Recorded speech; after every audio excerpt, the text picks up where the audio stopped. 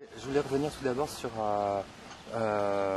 l'intention de départ du film qui est énoncée dans le dossier de presse comme un peu trivial et qui était l'idée d'un film où il y a un maximum de scènes de désir. Je voudrais en fait avoir des... C'est parce que le cinéma, en tout cas pour moi, commence un peu trivialement, en effet, par le désir. Même dès l'adolescence, on veut voir comment un homme qui désire une femme va arriver à l'embrasser, comment il va s'y prendre et tout ça. Et il y a quelque chose dans ce plaisir du cinéma qui est en effet très, très trivial, très prosaïque. Et il y a quelque chose aussi qui a à voir, ou la fameuse phrase de Truffaut qui dit le cinéma c'est faire des jolies choses à des jolies femmes. Et je crois vraiment qu'au départ, les idées viennent de choses en effet très, très, très, très basiques. Et le cinéma, c'est non seulement le désir, les jolies femmes, les stratégies de séduction, l'érotisme, enfin très très important. Donc après les idées de scène s'élaborent, mais je pense qu'en effet il reste dans le cinéma cette chose très... Voilà.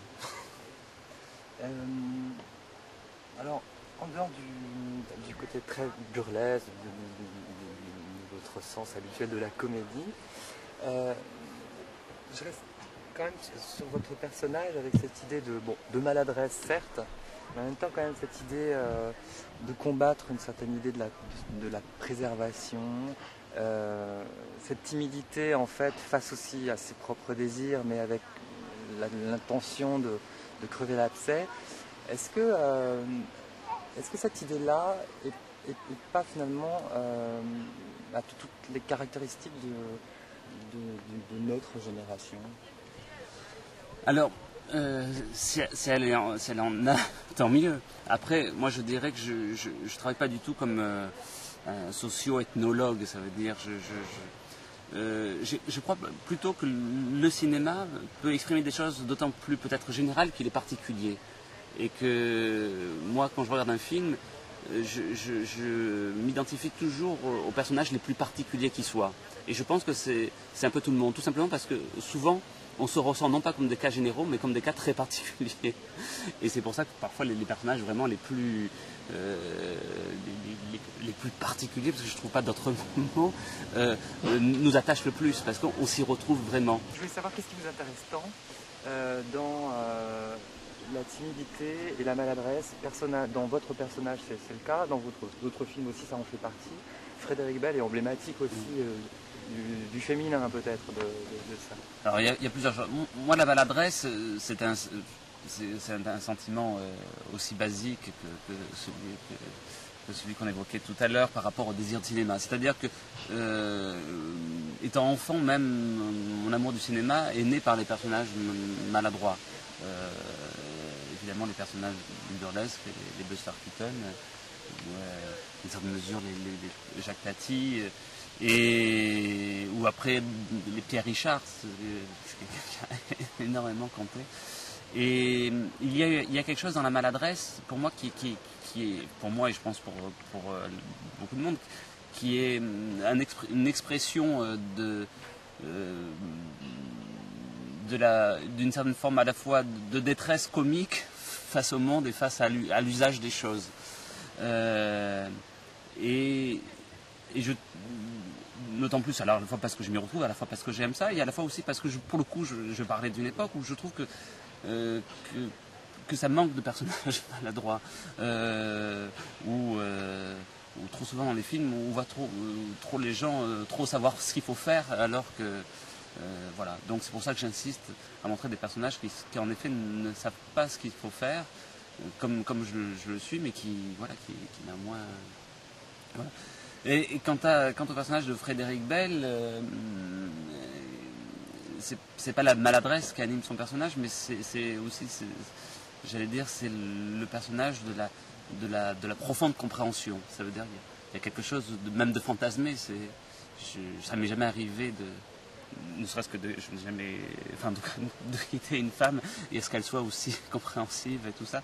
Donc, je crois que le cinéma s'inspire de la vie, mais le cinéma inspire la vie et que, quelque part, le cinéma est là aussi pour dessiner, quelque part, des personnages qu'on aura envie de rencontrer. Et ce personnage, quelque part, de Frédéric Bell, c'est quelqu'un que j'aimerais rencontrer. J'essaie de faire quelqu'un de super, d'une certaine manière. Et de la même façon, le personnage aussi de Virginie Ledoyen, qui est la meilleure amie, qui accepte de coucher avec son ami pour le consoler. Donc c'est une façon d'encourager tous ces comportements. Je trouve ce qui est assez nouveau dans le film par rapport aux précédents films, c'est que en dehors d'une comédie très franche et suite du goût d'un goût particulier pour la parole, une certaine gravité quand même qui naît, et d'ailleurs qui est beaucoup portée, je pense, par Julie Gaillet, le couple qu'elle forme, enfin le non-couple qu'elle forme avec Michael Cohen. Alors oui, quelque part, il y a une intention peut-être de me livrer plus simplement, peut-être d'enlever un petit voile de crainte et de pudeur vis-à-vis du romanesque, vis-à-vis parfois de la souffrance. Et en effet, c'était nouveau pour moi. C'est aussi les comédiens, parce que qui est aussi m'ont aidé à m'amener, on va dire, en tout cas dans cette direction-là, ou à l'assumer. Je veux dire, je sais que j'ai toujours eu peur, d'une certaine manière, d'abuser, on va dire, de la douleur. C'est peut-être une certaine forme, oui, de pudeur. Donc, et là, il y a certains moments où, en effet, on fait montre des conséquences. Et puis, l'autre chose qui m'intéressait par rapport à ça, c'était aussi peut-être de montrer jusqu'à ce qu'une histoire de baiser, enfin, le titre porte cette histoire-là, voilà, on va dire, je vais dire, de développer les conséquences jusqu'à leur aspect finalement, voilà, aussi parfois assez douloureux. D'autant plus que les personnages, finalement, et l'ensemble même des personnages, sont des personnages qui craignent le mal, qui essayent de se protéger, de protéger les autres, qui inventent des tas de stratagèmes pour se protéger contre la douleur.